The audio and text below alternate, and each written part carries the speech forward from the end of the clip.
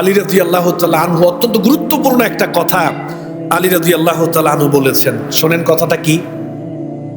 আলী রাদিয়াল্লাহু তাআলা আনহু বললেন যে বেশি বেশি আমল করার চেয়ে তোমার আমলগুলো কবুল হচ্ছে কিনা এটার প্রতি বেশি গুরুত্ব দিবা। আমাদের সমাজে আমরা কি করি, অধিক আমল করার জন্য চেষ্টা করি, এটা ভালো আলহামদুলিল্লাহ, কিন্তু আমার আমলগুলো কবুল হচ্ছে কিনা এটা কিন্তু কেউ চিন্তা ভাবনা করি না।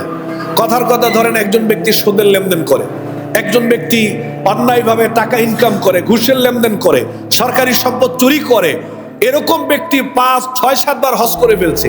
তিনি হজ করতেছেন, কয়বার করলেন? 4 বার, 5 বার, 2 বার, 3 বার, 10 বার উমরা করে ফেলেছেন, কিন্তু উনি চিন্তা একবারও করতেছেন না আমার হজটা কবুল হলো কিনা, আমার হজ কবুল হচ্ছে কিনা, আমার উমরা কবুল হচ্ছে কিনা। তিনি অধিক আমলের প্রতি গুরুত্ব দিচ্ছেন, কিন্তু আমল কবুল হচ্ছে কিনা এটা ওনার কাছে নিষ্প্রয়োজনীয়।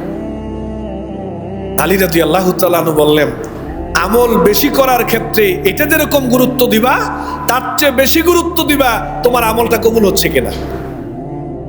তোমার আমল কবুল হচ্ছে কিনা এটার দিকে বেশি গুরুত্ব দিতে হবে। আলী রাদিয়াল্লাহু তাআলা আমাদেরকে বলেছেন। ফুদাইল ইবনে ইয়াস রাহমাতুল্লাহি আলাইহি অত্যন্ত গুরুত্বপূর্ণ একটা কথা বলেছেন। শোনেন সেই কথাটা কি। ফুদাইল ইবনে ইয়াস রাহমাতুল্লাহি আলাইহি বললেন, আল্লাহ সুবহানাহু ওয়া তাআলার কাছে তোমরা যদি চাও তোমাদের আমলগুলো আল্লাহ সুবহানাহু ওয়া তাআলার কাছে কবুল হোক, তাহলে অবশ্যই প্রত্যেকটা আমলের ক্ষেত্রে তোমাদের অন্তরে আল্লাহর মহব্বত রেখে আমল করবা। অন্তরে যেন আল্লাহর মহব্বত থাকে, আমলটা যেন আল্লাহর সন্তুষ্টির জন্য হয়।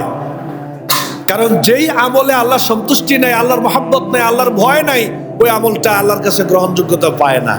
পাশাপাশি তিনি বললেন, ওই আমলটা নবী সাল্লাল্লাহু আলাইহি ওয়াসাল্লামের সুন্নাহ মোতাবেক, নবীজির তরিকা মোতাবেক ওই আমলটা করবা।